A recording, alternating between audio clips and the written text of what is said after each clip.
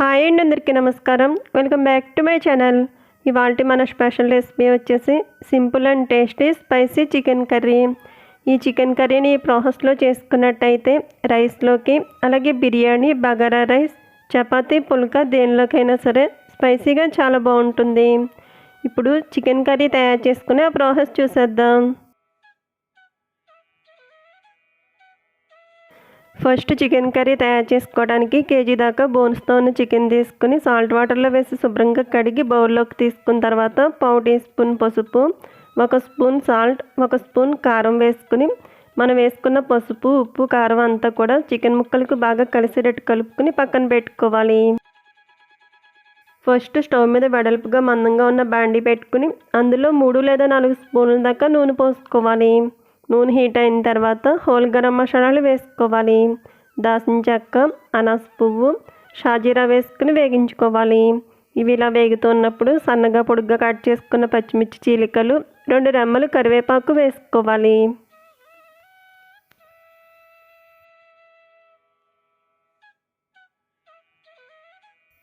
అలాగే సన్నగా కట్ చేసుకున్న ఉల్లిపాయ ముక్కలు వేసుకోవాలి. ఇక్కడ 3 మీడియం సైజు ఉల్లిపాయలు తీసుకుని సన్నగా ముక్కలు కట్ చేసుకుని యాడ్ చేసుకుంటున్నాను.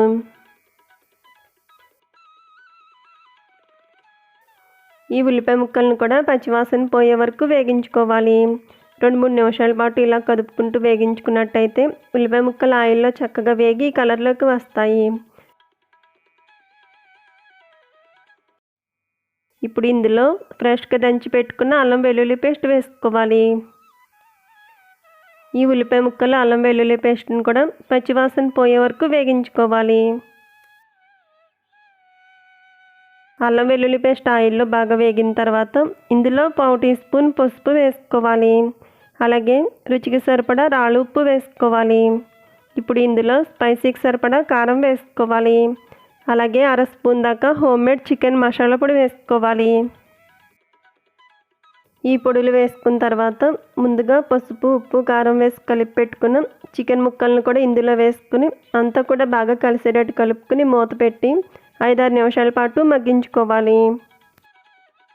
మనం చికెన్ కర్రీ చేసుకునే అరగంట ముందు చికెన్ ముక్కలకు పసుపు, ఉప్పు, కారం బాగా పట్టించిన తర్వాత చికెన్ కర్రీ చేసుకున్నట్టయితే చికెన్ కర్రీలో చికెన్ ముక్కలు జ్యూసీగా చాలా టేస్ట్గా ఉంటాయి.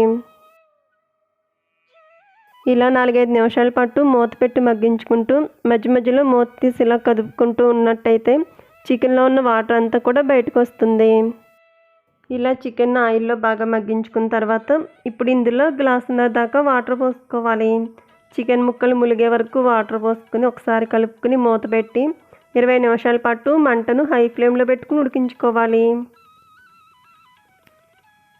చూపిస్తున్న విధంగా చికెన్ కర్రీ ఇలా ఉడికిన తర్వాత ఇప్పుడు మంటను మీడియం ఫ్లేమ్లో పెట్టుకుని మరో 10 నిమిషాల పాటు ఉడికించుకుని స్టవ్ ఆఫ్ చేసుకోవాలి. ఈ ప్రాసెస్లో చేసుకున్నట్టయితే ఈ చికెన్ కర్రీ రైస్లోకి, బగారా రైస్, బిర్యానీ, చపాతీ, పుల్కా దేనిలోకైనా సరే స్పైసీగా సూపర్ టేస్ట్గా ఉంటుంది. చూసారు కదా ఫ్రెండ్స్, చాలా సింపుల్గా టేస్టీగా చికెన్ కర్రీని ఈ విధంగా తయారు చేసుకోవచ్చు. ఈ వీడియో నచ్చినట్టయితే లైక్ చేయండి. అలాగే మీ ఫ్రెండ్స్ అండ్ రిలేటివ్స్కు షేర్ చేయండి.